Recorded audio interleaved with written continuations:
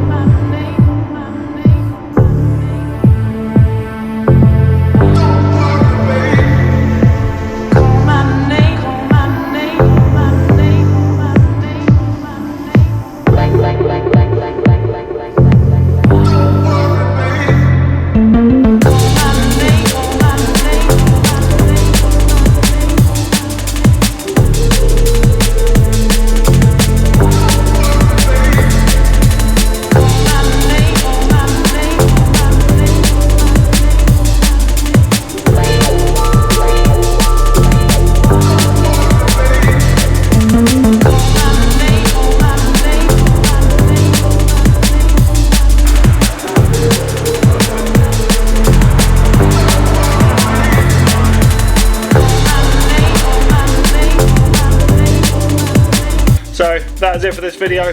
thanks to Roz for organising this wall. Apologies for turning up a bit late, so that's why I ended up painting on this end wall. But yeah, it was kind of better for filming, better light conditions, and it was nice to be out in the sun.